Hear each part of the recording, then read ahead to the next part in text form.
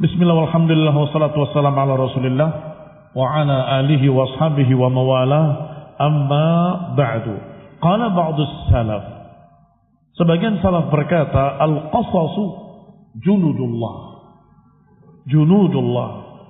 Bahwa kisah-kisah itu tentunya yang dimaksud kisah yang hakiki, kisah yang benar, bukan kisah khayal, kisah takhayul, kisah yang dibuat-buat, tapi kisah yang hak, yang benar-benar terjadi.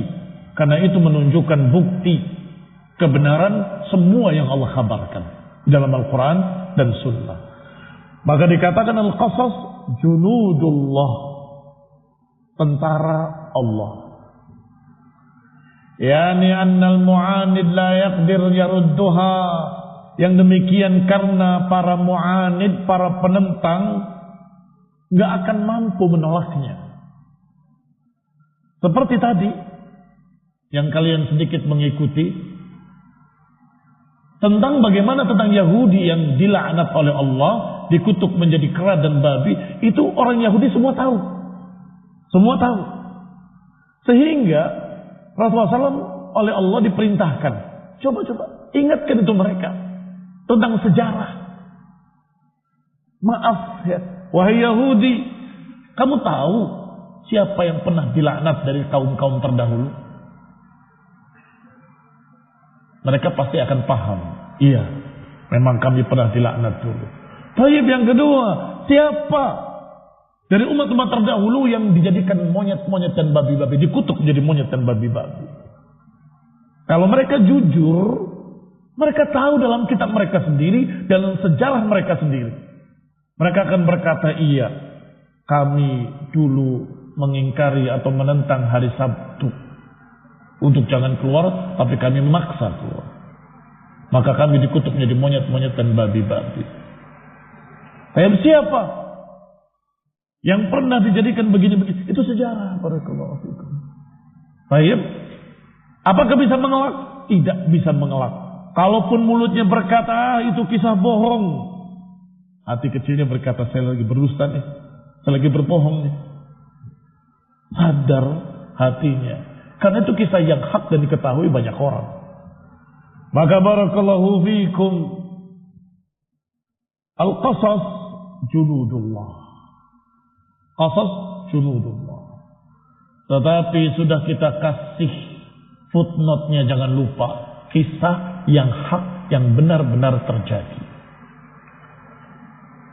Apakah kisah-kisah yang memang tertulis di dalam Al-Quran, atau kisah-kisah yang disebutkan dalam hadis-hadis sahih, atau kisah-kisah yang diriwayatkan dengan riwayat-riwayat yang sahih, dengan sanad yang sahih, dengan rawi-rawi thiqah terpercaya, sanadnya bersambung, tidak mu'allal, tidak syadz.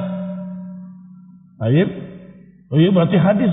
Hadis itu kalau ucapan Rasulullah SAW. Kalau riwayat dari selain Rasul, barakallahu fikum, tidak disebut hadis. Kalaupun disebut hadis, ada sambungan di belakangnya, mauquf ala fulan, mauquf ala allan. Berhenti hanya pada sahabat Umar, berhenti hanya pada sahabat Abu Bakar, berhenti hanya pada Ibnu Abbas dan seterusnya dan seterusnya. Mengapa saya katakan demikian? Karena mereka para sahabat thiqat, orang-orang thiqat terpercaya. Kalau para sahabat itu bercerita riwayat yang hak, maka itu jujur terpercaya. Misalnya sahabat yang mulia yang pernah belajar Yahudiyah, Ka'bul Akhbar, atau sahabat yang lain yang didoakan oleh Rasulullah SAW dengan tafsir Ibnu Abbas. Ketika menyatakan makna ayat ini, afara'aitumul Lata wal Uzza, Lata adalah begini, Uzza adalah begitu. Mereka tahu dan mereka jujur akan menceritakan apa adanya. Atau sahabat yang pernah berada di tengah-tengah Yahudi, tahu kisah-kisah Yahudi, beliau akan sampaikan juga dengan jujur, terpercaya. Apa makna ucapan Allah Subhanahu wa taala ini dan itu? Oh, dulu Yahudi pernah begini. Dulu Yahudi pernah begitu. Atau seperti yang diucapkan Ibn Abbas ketika menafsirkan ayat, la tadarunna alihatakum wa la tadarunna waddan wa la suwa'an wa la yaghut wa ya'uq wa nasra. Kata Ibn Abbas, itu adalah nama-nama orang saleh. Ini sejarah, ini kisah. Dulu di zaman Nabi Nuh ada orang-orang saleh, Wad, Suwa', Yaghut, Ya'uq dan Nasr. Kemudian mereka membuat patung-patungnya, membuat tempat-tempat mereka letakkan patung itu dan keramatkan disembah. Taib, itu sejarah. Bagaimana terjadinya kesyirikan di muka bumi. Idzan al-qasas junudullah. Tetapi catatan lain. Al-qussas la tusaddiq. Jangan percaya dengan qussas. Tadi katanya kisah junudullah. Tapi kenapa al-qussas jangan dipercaya? Al-qussas adalah tukang dongeng, tukang cerita yang tidak pernah membawakan dalil. Bedakan antara keduanya. Kisah yang dikatakan tentara Allah adalah yang ada dalam Quran, dalam sunnah, dalam riwayat yang sahih. Adapun tukang dongeng, tukang cerita, jangan dipercaya. Karena mereka akan membuat sekian banyak cerita-cerita untuk memberikan faedah katanya, dalam tanda petik, untuk bisa memberikan kepada orang lain nasihat. Biasanya ceritanya imma takhayul dan khurafat, atau cerita fiktif, atau cerita anekdot. Tahu anekdot enggak?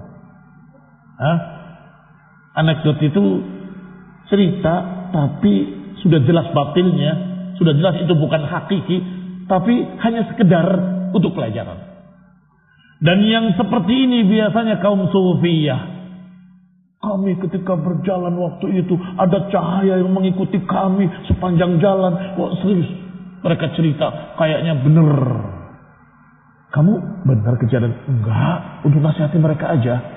Waduh, itu bahaya. Kalau anekdot biasanya begini. Kata seorang tokoh sufi, aku pernah berjalan. Tiba-tiba ada suara memanggil aku. Shibli, Shibli, kun mitli. Shibli, jadilah seperti aku. Aku cari suara dari mana? Ternyata dari pohon mangga. Itu kan jelas bohongnya kan? Masa pohon mangga berbicara? Aku tanya, wahai pohon mangga, apa maksudnya aku jadi sepertimu? Jadilah seperti aku. Aku dilempari oleh manusia dengan batu, tapi aku lempari mereka dengan buahku. Tokoh ini berkata, Taib, tapi kenapa akhirmu di dalam api? Apa akhir dari sebuah pohon? Kayu bakar. Iya kan? Akhir perjalananmu nantinya jadi kayu bakar. Oh, itu karena aku selalu mengikuti arah angin. Angin ke kanan, aku ke kanan. Angin ke kiri, aku ke kiri. Akhirnya aku dibakar dengan api. Maksudnya hanya ingin menasehati kalian, kalau diberi kejelekan balaslah dengan kebaikan. Dan jangan kalian pelin-pelan ikut manusia. Manusia ke kanan ikut ke kanan, manusia ke kiri ikut ke kiri. Nanti dibakar dalam api. Itu namanya anekdot. Ceritanya sih jelas dibuat-buat, tidak mungkin beneran. Tetapi pelajaran. Ini barakallahu fikum, tidak ada yang demikian kecuali permisalan. Beda antara cerita seakan-akan beneran dengan permisalan. Ada seorang sufi perempuan, budak perempuan, milik raja. Disuruh oleh raja tadi, cabuti bulu putihku, apa rambut putihku. Cabuti bulu putih. Dikumpulkan di tangannya, kemudian ngomong, iya, sama rambut putihnya. Apa begitu? Rajanya bingung. Kamu ngomong dengan siapa? Dengan rambut putihmu yang saya cabut dari kepalamu. Emang dia bilang apa? Dia bilang, aku ingatkan dia tentang umurnya, tapi aku malah dibuang. Aku nasihati dia bahwa dia sudah mendekati ajalnya, ternyata aku malah dicabut. Aku berperan dengan peran yang sangat penting pada wajahnya agar dia berwibawa, tapi dia menolakku. Apa maksudnya? Maksud si wanita tadi ingin nasihati raja, tapi dengan bersandiwara tadi seakan-akan berbicara, dan rajanya paham bahwa dia dinasihati. Ini khudibina azakullah, yang model-model begini khawatirnya jadi khurafat. Orang yang percaya dikira beneran kisahnya. Akhirnya terjadilah cerita-cerita khayal, cerita-cerita dongeng dan seterusnya. Muncullah buku tentang ulama terlalu berlebihan, terlalu melampaui batas. Banyak kisah-kisah khayal di dalamnya. Nasallahu salam al-afiyah. Baik, kembali kepada kitab. Jadi kalau duduk belajar bersimpuh, jangan kepada qusas, tukang dongeng. Tapi duduklah kepada ulama ahlul ilmi yang mengajarkan ilmu dengan qala Allah wa qala Rasul. Barakallahu fikum. Kembali. Fa awwalu dzalika ma qassallahu subhanahu wa ta'ala an Adam wa Iblis. Yang pertama Allah kisahkan tentang Adam dan Iblis. Ila an habita Adam wa zawjuhu ila al-ard. Sampai kemudian Adam dan pasangannya diturunkan ke bumi. Ada enggak kisahnya dalam Al-Quran? Ada. Allah kisahkan Adam, Allah ciptakan dengan sempurna. Kemudian Allah perintahkan malaikat-malaikatnya untuk sujud penghormatan, bukan sujud ibadah, kepada Adam. Kemudian dipesankan kepada Adam, jangan dekati pohon ini. Kemudian Iblis menolak untuk sujud pada Adam, dan Allah murka kepadanya. Allah kutuk dia, Allah laknat dia. Kemudian dia berkata, ya Allah, berikan aku waktu sampai akhir zaman, aku akan sesatkan seluruh anak Adam. Dan Allah memberikan izinnya karena ada hikmah di balik itu. Maka syaitan pertama menggoda Adam. Hal adulluk ala syajaratin khuldi wa mulkin la tabla. Maukah aku tunjukkan syajaratul khuldi, pohon kekekalan. Dinamakan oleh iblis pohon kekekalan. Kalau kamu makan, kamu akan kekal dalam surga selama-lamanya, gak akan keluar lagi. Wa mulkin la yabla, dan kerajaan, kekuasaan, kepemilikan yang tak pernah sirna. Ini tipuan. Tipuan pertama iblis menggoda Adam. Sampai ketika Adam tergoda, kemudian badat lahuma sawatuhuma, tiba-tiba terbuka semua auratnya. Apa yang Allah berikan dari kenikmatan dalam jannah, pakaian-pakaian yang indah, semuanya hilang. Maka dia mengambil dedaunan sekenanya dalam jannah untuk menutupi auratnya. Dan disebutkan oleh para ahli tafsir dalam keadaan tidak ada yang melihatnya. Jadi jangan kalian bayangkan, oh berarti terbuka auratnya, dilihat dong oleh sekian, tidak ada yang melihatnya. Langsung mereka ambil dedaunan dan kemudian ditutupkan pada aurat-aurat mereka. Sampai kemudian Allah Subhanahu wa ta'ala menegur Adam dan kemudian diturunkan ke dunia. Fafiha min idahil muskilat. Di sana ada penjelasan segala macam yang muskil. Ma huwa wadihun liman ta'ammaluh, yang akan menjadi jelas bagi siapapun yang memperhatikannya. Silakan baca kisahnya dalam Al-Quran, akan jelas. Mengapa kok ada iblis? Mengapa kok ada setan? Mengapa Allah ciptakan yang demikian dan seterusnya? Pasti akan tahu bahwa Allah Subhanahu wa ta'ala menciptakan tadinya bukan sebagai iblis, bukan sebagai syaitan yang menggoda, bukan. Tapi ketika Allah ciptakan Adam, dia hasad, dia dengki. Kemudian dia berkata dalam hatinya, kalau makhluk ini dijadikan di atasku, aku akan membangkang kepadanya. Kalau dijadikan di bawahku, aku akan injak-injak dia atau akan hinakan dia. Sifat hasad iblis. Allah Maha tahu akan terjadi seperti itu. Kemudian Allah Subhanahu wa taala memerintahkan untuk sujud kepada Adam, menghormati Adam. Usjudu li Adam fasajadu, maka sujudlah mereka semua. Illa iblis aba wastakbar, kecuali iblis menolak dan sombong. Wa kana minal kafirin, dan iblis termasuk jenis makhluk yang kafir. Ikhwan fillah a'azakumullah. Allah katakan kepadanya, ya iblis, ma mana'aka an tasjuda lima khalaqtu biyadayya. Apa yang menghalangimu untuk sujud kepada yang aku ciptakan dengan kedua tanganku? Perhatikan, sesungguhnya ini isyarat dari Allah Subhanahu wa taala bahwa Adam lebih istimewa dari iblis dan lainnya. Mengapa? Allah ciptakan yang lainnya dengan kun, jadilah, maka jadilah dia. Tetapi Adam Allah bentuk dengan tangannya sendiri. Apalagi yang Allah bentuk dengan tangannya sendiri?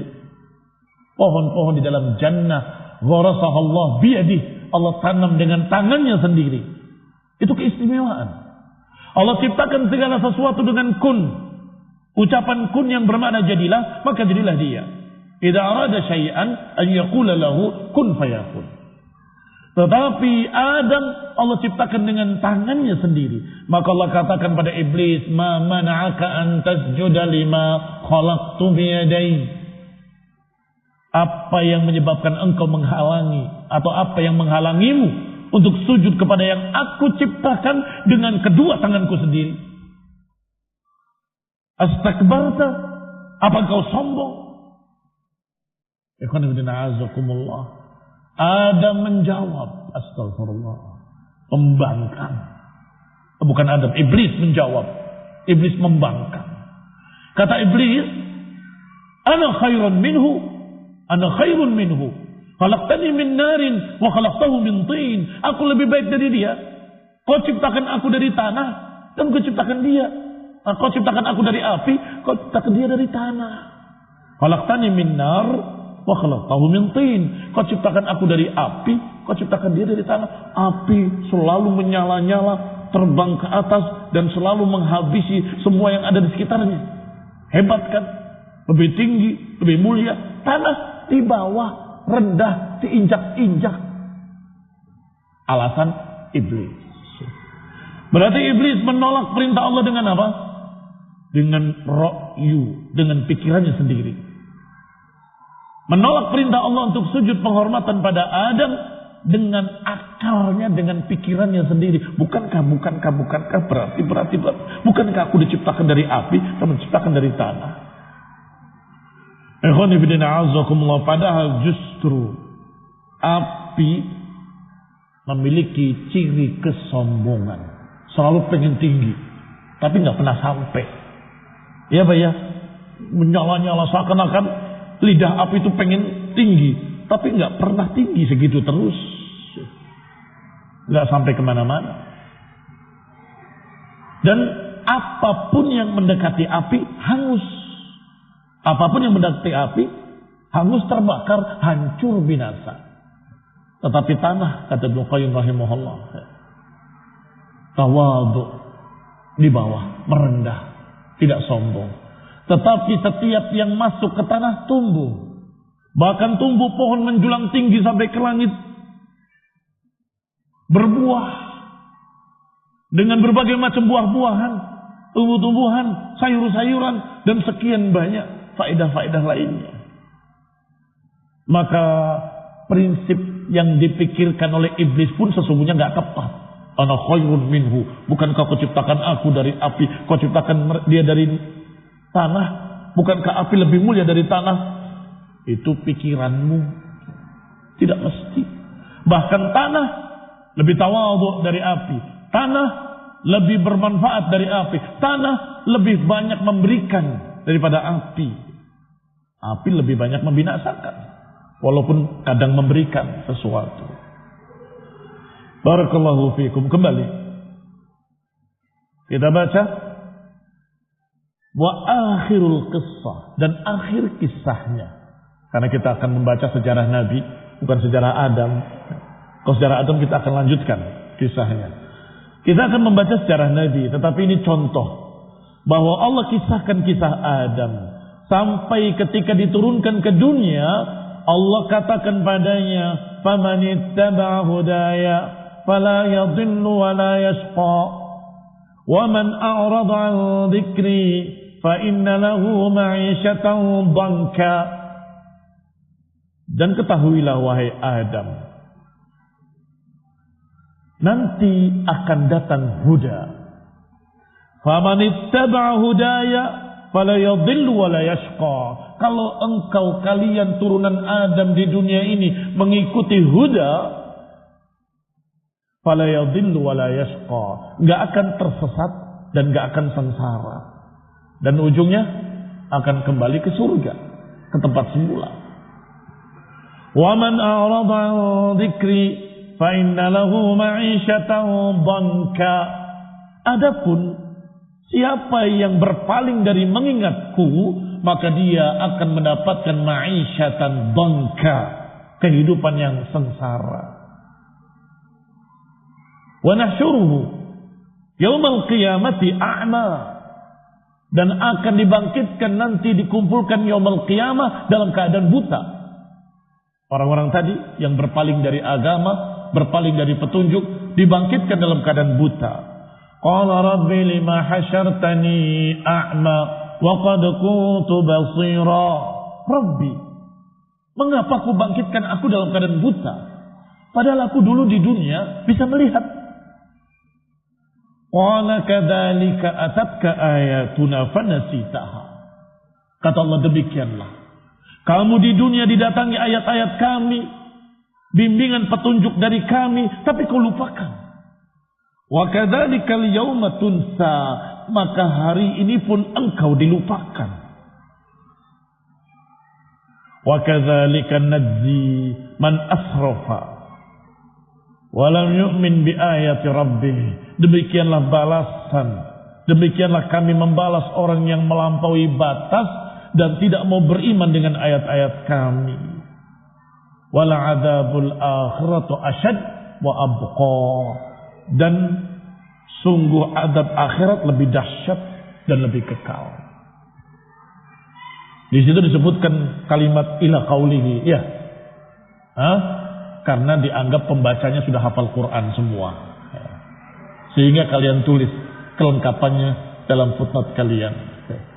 Khawatir lupa, nggak hafal. Kalau hafal bagus. Kalau tidak kamu catat. Ayasuruhu yaumal qiyamati a'ma. Qala rabbi lima hasyartani a'ma wa qad kuntu basira. Qala kadzalika atatka ayatuna fanasitaha wa kadzalikal yauma tunsa. Wa hudahu alladhi wa'adana bih.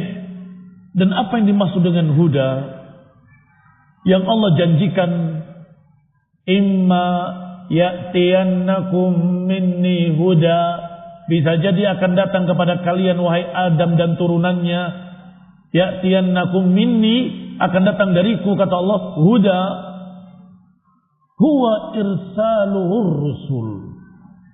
Yang dimaksud adalah diutusnya para rasul-rasul. Waqad waffa, dan Allah sudah menepati janjinya. Bima wa'ada subhanahu, Allah subhanahu sudah menepati janjinya.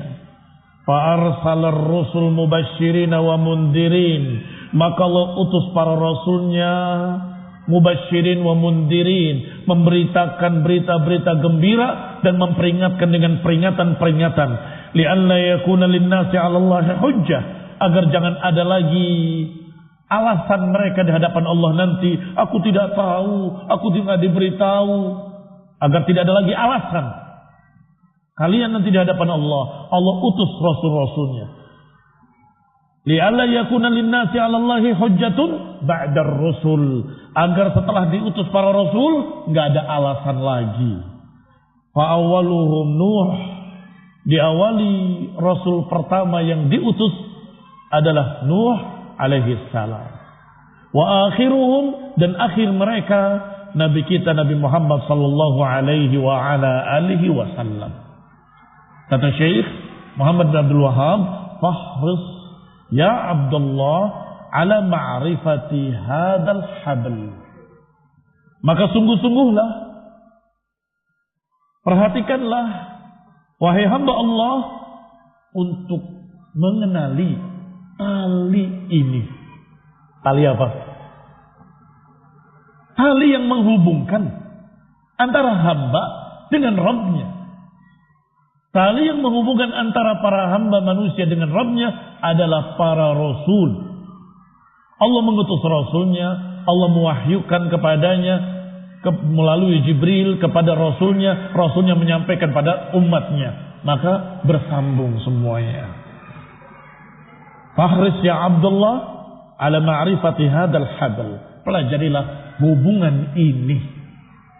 Dari mulai Adam, kemudian Allah utus Nuh, kemudian Allah utus Idris, Allah utus sekian para anbiya, sampai berakhir dengan Nabi kita Nabi Muhammad sallallahu alaihi wa ala alihi wasallam. Iktafi bihadzal qadar. Barakallahu fikum wa sallallahu ala Muhammadin wa ala alihi wa ashabihi wa sallama tasliman katsira. Subhanakallahumma bihamdik asyhadu an la ilaha illa anta astaghfiruka wa atubu ilaik. Bagaimana iblis bisa masuk kembali ke surga untuk menggoda alaihi salam Adam, padahal iblis telah dikeluarkan dari surga karena Allah izinkan. Karena Allah izinkan untuk menggoda Adam dan turunannya. Minta izin, fa'anzirni ila yaumi yub'atsin. Kemudian iblis juga berkata,